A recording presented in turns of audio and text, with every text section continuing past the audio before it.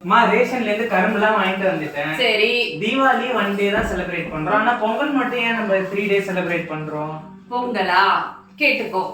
பொங்கல் வந்து நம்மளோட தமிழர் பண்டிகை. இது என்னன்னா நம்ம 4 நாள் கொண்டாடுறோம். ஏன்னா முதல்ல போகி, பழையன கழிதலும் புதியன புகுதலும்.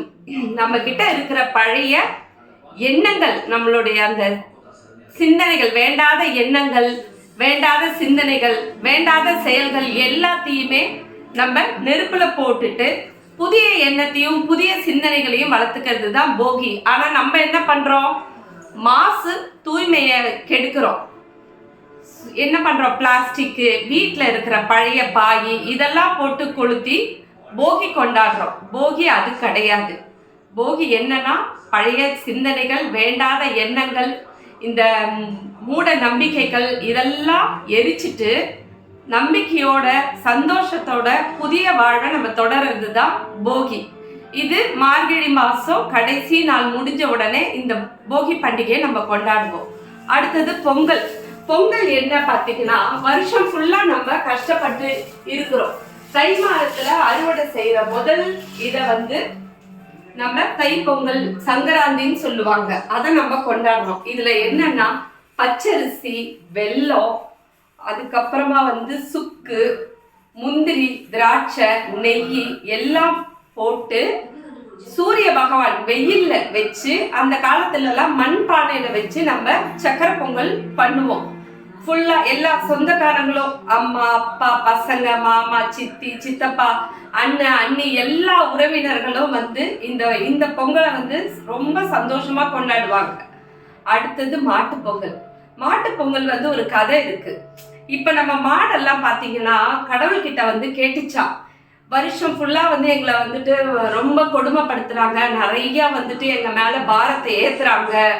சோ கடவுளே இதுக்கு ஒரு நியாயமா நீங்க ஒரு தீர்ப்பு கொடுங்க அப்படின்னு. கடவுளும் சொன்னார், இருக்காது, இல்லப்பா அப்படியெல்லாம் இருக்காது, இல்ல நீங்க ஒரு வாட்டி வந்து பூலோகத்தை பாருங்க, எங்களை எவ்வளவு கொடுமைப்படுத்துறாங்கன்னு தெரியும்னு. கடவுள் சரி ரொம்ப மாடுங்க தொல்லை பண்ணுதே அப்படின்னு சொல்லி ஒரு நாள் பூலோகத்துக்கு வந்தாராம். ஆனா அவர் வர நாள் என்னவா? மாட்டு பொங்கல் அன்னைக்கு அவர் வந்திருக்கிறாரு. அப்ப என்ன பண்ணுவோம்? நம்ம மாடை நல்லா குளிப்பாட்டி அதுக்கு சந்தனம் எல்லாம் பூசி பெயிண்ட் எல்லாம் வச்சு மாடை நம்ம கடவுளா கும்பிட்டுட்டு இருந்தோம். கடவுள் பார்த்தாராம், என்னடா இது, மாடெல்லாம் நம்ம கிட்ட இவ்வளோ கம்ப்ளைண்ட் பண்ணிச்சு, ஒரு நாளும் வந்து எங்களை கொடுமைப்படுத்துறதா, ஆனா மனுஷங்க மாட்டை தெய்வமா வச்சு வழிபடுறாங்களே. ஸோ மாடு நம்ம கிட்ட பொய் சொல்லிடுச்சு. இது நான் சும்மா உங்களுக்காக சொல்றேன். இதுதான் மாட்டு பொங்கல் உருவான கதைன்னு எங்க பாட்டி ஒரு காலத்துல எங்க கிட்ட சொல்லியிருக்கிறாங்க. தெரியல எந்த பாட்டின்னு உங்களுக்கு? அந்த பாட்டி. காணும் பொங்கல் வந்து நம்ம எல்லாருமேங்க வருஷம் ஃபுல்லா கஷ்டப்பட்டு ஊரை விட்டு ஊரு போய், எப்படி அதுவும் இப்ப இருக்கிற காலகட்டத்துல வந்து எந்த ஒரு சொந்த பந்தமும் பார்த்துக்க முடியறதே இல்லை. வாட்ஸ்அப்ல, ஸ்னாப் சாட்ல இப்படிதான் பாக்குறோம். ஆனா அந்த காலத்துல காணும் பொங்கல்னா ஒரு மாமா வீட்டுக்கோ, இல்ல அத்தை வீட்டுக்கோ, சித்தி வீட்டுக்கோ, பாட்டி வீட்டுக்கோ எல்லாரும் இந்த காணும் பொங்கல் அன்னைக்கு ஒன்னா கேதர் ஆயிடுவாங்க.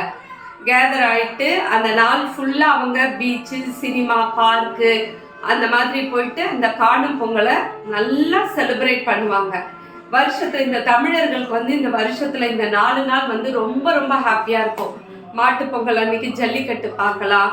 அன்னைக்கு வந்து சில இதுல வந்துட்டு கண்ணுப்புடிலாம் வைப்பாங்க பிரதர்ஸ்க்காக. அது அடுத்த செக்மெண்ட்ல வந்து என்னோட சிஸ்டர் உங்களுக்கு சொல்லுவாங்க. இந்த 4 நாள் பொங்கல் கதை இதுதான். ஓகேவா? தேங்க்யூ உமா. ஓகே, என்னோட sister Uma. Thank you Uma. Happy Pongal. சூப்பரா எக்ஸ்பிளைன் பண்ண. பாய் உமா. பாய்.